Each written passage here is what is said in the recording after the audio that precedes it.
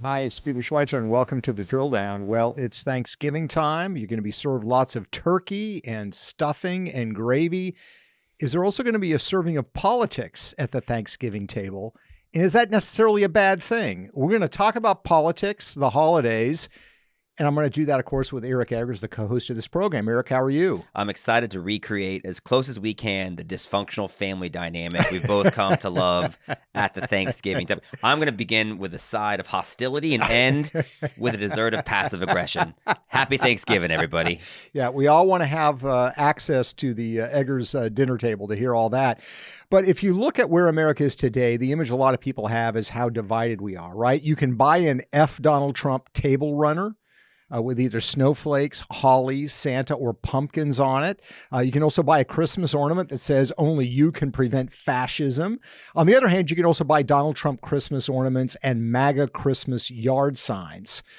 The interesting question is, how divided really is an America? And do you think talking about politics at the dinner table is a bad idea? There's a new survey that came out that has a really interesting headline, Eric, and I'm wondering what you make of this. The headline says, most Americans find political talk at Thanksgiving to be entertaining. And there's some really interesting numbers from the Scripps News survey. It says most Americans find political conversation at the Thanksgiving table to be entertaining and informative, despite experts saying it should be avoided. Have you avoided political conversation at the Thanksgiving table in the Eggers home? Well, we lean into it, but that's because my 5th grade daughter is the vice president of her school class. So I'm like, look, that kid's got diabetes. We got to be able to exploit that, you know? No, it's interesting. I have several thoughts on this. I personally have no problem engage in discussion. I'm sure the same thing happens to you. People know kind of what you do for a living, so they always get excited to talk to you about the stuff. And people don't know this about Peter Schweizer. He's incredibly gracious, and you're so kind and humble, and you always like make the other person feel elevated in terms of the thing they have to say, which is not a skill that I possess. I just silently seethe and say, you are wasting so much of my time. If there's a reason why people are excited about speaking about politics, I think it's because most other conversations are so incredibly boring. Like, oh, tell me about your uncle's hip surgery. Yeah, exactly. I mean, it's very routine. It's a lot of small talk. Looking at the survey, some interesting numbers. 26% say it is unlikely that there's going to be political talk at the dinner table. So that means that, most are. 14% said it's very likely to happen. Only 10% said they find political talk inappropriate. Only 10%. 17% find it uncomfortable. 15% find it annoying or awkward. 33% find it respectful. And 27% find it passionate. So the question is, how does the conversation unload in your family? How do you try to work out the disagreements? Because I'm somebody who actually believes it's not good to kind of pretend it's not there. It's a question of how you have the conversation. You should be able to do it in a sort of mature way. And there's some interesting tactics that people are unrolling as the holidays are here. The left has some very interesting ideas on how these sorts of events should be handled. Well, and we need the tactics, or apparently the people on the left believe you need the tactics because per them, the stakes couldn't be higher. Listen to what Jimmy Kimmel's wife has said about what she chooses to believe about people with whom she disagrees politically. Here's cut 11 on Jimmy Kimmel's wife and her reaction to people who kind of vote the other way. And to me, them voting for Trump is them not voting for my husband and me and our family. And I unfortunately have kind of lost relationships with people in my family because of it. And I'm angry all the time, which isn't healthy at all. But when I see these terrible stories every day, I'm immediately mad at certain aunts, uncles, cousins who put him in power. So you can we'll create a new word, you could be kimmeled by a family member, which is they're going to not talk to you at all, which of course would make Thanksgiving very awkward. Maybe they just don't show up or you're not invited to their house. Which, by the way, I don't think this is the first time that those are the stakes for Thanksgiving dinner. It's just that maybe they're tend to be more in line with politics. Like my grandmother has never forgiven my father for making fun of her for making oyster stuffing one year. I was like, come on, Gam's body's like an oyster. Let's just cut her some slack. It sounds delicious. But it's not. They hold on to these disrespects.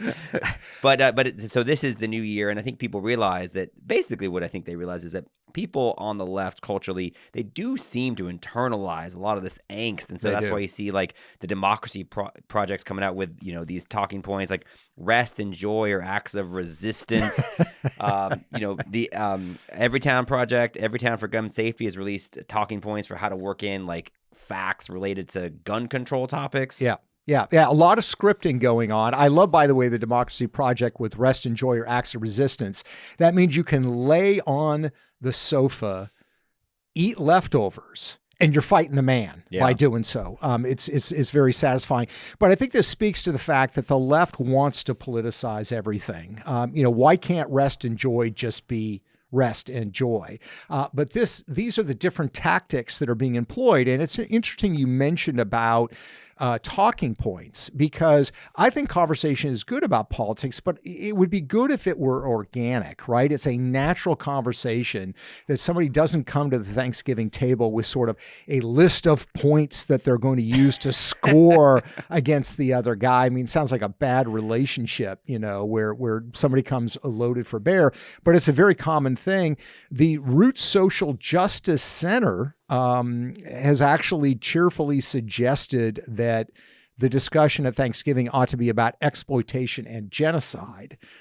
They say we recognize that it was what is often called Thanksgiving is tied to a painful legacy of colonization, white supremacy, and genocide against indigenous people. We do not celebrate this day.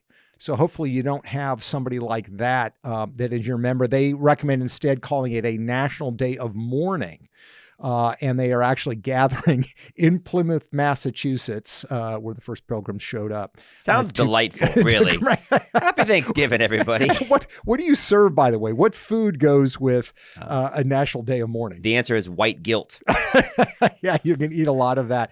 But the talking points, I think, is another important issue because people are going to try to shoehorn in certain conversations, right? I mean, this is a classic tactic that you notice at the dinner table. You're having a conversation about, we're going to go hunting, in a couple of weeks. Hunting season is starting. So let's start talking about gun safety and gun control and assault weapons and everything else. And that's, to me, where the conversation goes sideways, not to have the discussion about arms control, but the fact that people are looking for opportunities to kind of shoehorn it in a totally unnatural way. So what do you think people are talking about when they're actually talking about politics? What I think they're actually doing is they're attempting to elevate their own value system in a morally superior way relative to other people. Yes. And I do think if you're doing that on either side, it's actually probably not a healthy thing to do. Right. So if you're sitting at the dinner table, I think the ideal posture would be one of respect, like I see you as a human being. And look, we're people who talk about political things. We talk about the political aspects of America for a living. You write about things. I mean, these things matter, and we'll talk about when they started to matter more, I think. But the reality is that, I think I want to believe that if most people are smart enough to listen to this podcast, they're smart enough to be able to navigate social circumstances and situations in ways that aren't going to ruin relationships. Yeah. But I would say a way to do that is to look for common ground with someone with whom you might disagree politically. And listen, you might think that federal gun laws would prevent more shooting deaths in Chicago. I might think that Chicago is an example of how gun laws don't work. By the way, this is a real talking point that these gun control groups set out. But can we both agree that Aunt Sally's drinking is a real problem and her children are likely to be taken into foster care? Right. Can we connect that way? Find common ground. And the thing about the talking points, the problem I have with the talking points is you usually end up talking at people rather than to people, right? You've got a script running through your head and you're going through that script. And that's where I think it gets really personal, is when people feel like it's not a conversation they're talking at. The other one is, I think, understanding the person that you're talking to. If you're talking to a person that's reasonable, that you can have a conversation with, that's different than if you've got a family member who, on whatever side of the aisle, is just loaded for bear, right? Yeah. If this comes up, up. You know it's going to explode. And, what does it say in the Bible? Don't throw pearls at swine. I mean, don't make the effort to try to have an engaging conversation with somebody that's not capable of having an engaging conversation. Yeah, I could see it going sideways in a couple of different ways. By the way, I remember actually I used to work for a website, and was my job like probably 13 years ago to cover when Obamacare first came out. Yeah. MSNBC did a special, and it was literally about like, hey, young hipster kids, here's how to talk to your boomer parents about why they should sign up for the new Obamacare exchanges. They literally did a whole special, like they might not be into socialized medicine, but here's how it's going to be. And of course, obviously now here we are years later, the government's shutting down because we still can't get this whole Obamacare situation correct. But I do think that, if you wanted to have a conversation about like with someone who's, let's say, on the left and maybe a little aggressive about it politically, a common ground talking point could be, hey, 5 years ago, we couldn't even get together for Thanksgiving, right? Because you guys didn't want to have anybody in your buffer. And after your 15th booster, you still were a little hesitant. But now here we are. And they'd be like, yeah, because of Joe Biden. Like, you're absolutely, hey, but at least we can be together. That's a thing we can celebrate. But that, so you got to look for common ground that way. So do you think that COVID has made the Thanksgiving table more contentious or less contentious? Is it more contentious now after COVID because of COVID, or do you think it's totally about politics? I think COVID made political discussions seem to have higher stakes. Okay. Because and you and I were talking before we started to sit down and record this, and you said, look, politics isn't about like what should the marginal tax rate be for the upper 5% anymore. Yep. And you're right. But I'm old enough to remember when George W. Bush was president, that actually was the topic. It was like, hey, what should the tax rate be? That was the big thing in the news after the country was so divided for the 2000 election. And then COVID comes, and I think it totally makes it, it's not just about tax rates or like what percentage of unemployment is ideal and like, how much stimulus should we put out? It's like, no, man, like we've now seen the government can be in charge of like how you live your life. Are you allowed to live? Are you allowed to leave your home? Do you have to be forced to take a shot? Is your kid's school going to be open? What are they going to learn in school? Do they have to wear a mask while they're in school? Like those are things that like are, no pun intended, in your face.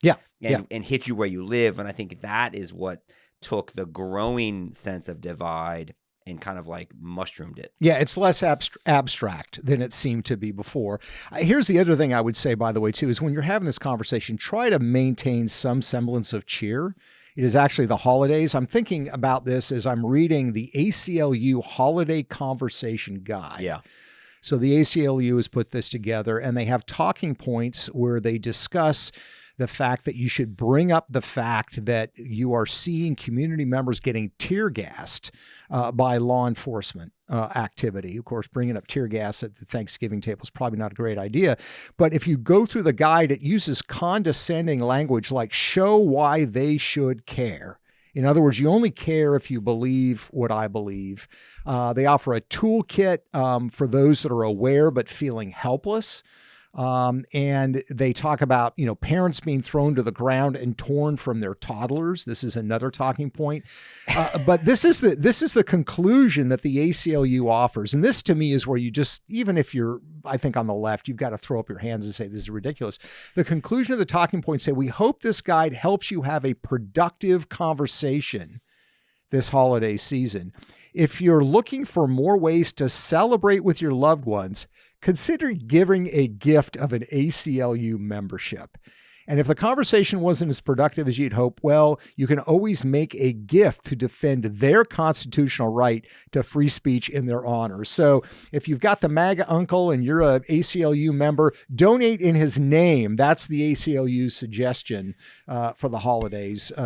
Ridiculous and self-serving. And I think people kind of look at these talking points, even on the left, and just say, this is ridiculous. This is not real. Why they even go through the bother of doing this, I don't know. Well, yeah, I agree with that. And you agree with that. But I do think that Thanksgiving is going to be a time of, let's call it enlightenment for some people with whom, if you don't interact a ton with people who disagree with you, then there are some things that people are saying out there that you're going to be like, wait, what? Yeah. Like Listen to a guest on MSNBC from earlier this summer. This is cut 12. I mean, this is someone who gets paid to go on television, say things for a living. So just imagine a world in which you're at a table and somebody says this. More and more Americans choosing not to have kids, which again emphasizes why J.D. Vance's comments about childless Americans, childless cat ladies, could be so politically damaging. Well, so what's interesting is this natalism that comes from an authoritarian playbook, right? That there need to be more white children, right? That's the idea that there's, this is about great replacement theory racism, right? This is what this is. So don't misunderstand it for him wanting more children. He wants a certain kind of, racist thing. Yeah, I mean, she does know J.D. Vance's wife is from India, right? Does she know that, you think? Well, and the commentator herself was white. One presumes if she had any children, they'd also be of the Caucasian race. I suggest you kind of lean into it. Like, listen, what don't we kind of both want white kids? Can we give it a shot tonight? I mean, there's a lot of different ways you can go with that. No, but that's crazy stuff. And then, here's cut 10. Here's AOC speaking for, let's call it at least 30% of the population, saying what many people believe about our current president. Donald Trump is also very old and a racist and a neo-Nazi. So you could encounter that on the Thanksgiving table. And I would say if you hear that from a family member, best thing to do is laugh. I mean, I actually thought when Mamdani went into the Oval Office, met with Trump, and a news reporter asked, Mamdani, do you still think he's a fascist? Trump saying, yeah, go ahead. You can tell him that you think I'm a fascist. That, I think, is the kind of spirit with which you need to encounter and deal with this kind of, crazy activity. I will say that other people on the left are suggesting other tactics. Former senior advisor to Barack Obama, Dan Pfeiffer, he suggests you don't engage with people that are MAGA supporters in the family. You focus on quote unquote soft targets. Look for your cousin who's checked out of politics or a relative who voted for Trump but is disappointed by his performance. In other words, he seems to be suggesting you should go to low information people who aren't really engaged and try to work them over, which again, I mean, you're coming at the table with an agenda. To be Why fair, not just have conversation with your family members? I mean, just to be fair, that's also the strategy of the Trump campaign in 2024, which they were very proud of. So Dan Pfeiffer's learned some things. How about your good friend, the USA Today columnist who wrote, while acknowledging, quote, I've been going to a therapist since Trump got elected, but she said, I dread confronting my family's hateful politics on Thanksgiving. Hopefully I can keep my mouth shut. I'm going to really work on it. Everyone deserves their own opinion. My plan is to calmly walk out of the room when politics comes up, and it will. I'll just go outside for a walk, play with the dogs, and if that doesn't work, chug a scotch. So is that a good tactic? Maybe not chugging the scotch, but is it a good tactic, you think, just to avoid conversation? So again, I don't think that helps. If the point of Thanksgiving, right, of the original Thanksgiving was you had two groups of very different cultural origins, so like the Pilgrims and the Native Americans, but they did have a common goal, which is to like grow the prosperity of the land we both occupy. Yeah. That goal should not have changed. Right. And so ideally, we still, if you're having Thanksgiving dinner with people, you should have enough in common with them to be able to have a rational and reasonable conversation. I would not escape and walk dogs, because then people are just going to, if we're honest, they're just going to talk about you when you leave. Of course. You're like, oh, bro, that's her fourth scotch. Like, we're all counting. But I would say, and you've been on me for a while about this, but I think there's one topic that will save America and will unite America and will bring people together this holiday season. Which is? It's the U.S. currency. People don't realize this entire thing is happening. We just announced not too long ago that we have ceased production of the United States penny. Yeah, okay. And it's a national scandal. I actually think that Donald Trump deserves a lot of credit for it. Half of the coin, nobody uses pennies anymore, but half of the coins we printed last year at certain mints were pennies. It costs us 3 cents to make a 1 cent coin, which if you think that's bad, I hate to tell you how much a nickel costs. It's 14 cents. But, let's kind of lean into this currency. Hey, do you use coins anymore? Oh, I don't. Oh, I use digital currency. Well, the banks all make money off of that. It's fertile ground. It's neutral, unless it kind of veers in because you got that one progressive says like, well, when are we going to get Harriet Tubman on the 20? Then it goes sideways. But I think for the most part, speaking about currency, it's newsy. It makes you feel smart. and nobody has to get too inebriated on scotch to have a discussion about it. Until Uncle Leo starts having a conversation about crypto, right? then things are going to get really interesting. Look, the bottom line for me is I think one of the problems we have in America is not the divided ideas, although there are divisions. It's the fact we don't know how to have conversations anymore. We're all siloed. I think with the wokeness, the fact that people feel triggered, people feel threatened because somebody has a different idea. I feel uncomfortable because somebody likes Trump and I don't like Trump. This is a problem. And, Trump is going to be off the political stage at some point. The same people that are triggered by Trump are going to be triggered by the next person. They're going to be triggered about another idea. This is not healthy. This is not good. This is not mature. So I would like the Thanksgiving dinner table to be an opportunity for people with different viewpoints to have conversations. The polls show people find it entertaining. Just keep it under restraint. Avoid the 4 scotches. That probably will not encourage good conversation. But have a time where you're actually exchanging ideas. And the point is, you should go at it recognizing the fact that a family member has a different view than yours. I want to hear why it is. I want to be persuaded, not the ACLU talking points that say, here's how to interact with reprehensible people, but actually engage with the other side. We need it for the future of the country. It's not about Trump. It's about a larger trend in America that is not good and is not healthy. And if that fails and you're incapable of at least feigning interest in other people, as Peter Schweizer pledges to do, there's always football. It starts at noon. You'll be okay. That's exactly right. Well, we hope that you have a wonderful Thanksgiving and holiday season with your family members. We appreciate you listening to this podcast because your time is valuable. You can find out more about the research we do with the Drill Down, and you can also subscribe to this podcast. Please do so. Thanks again. Until next time.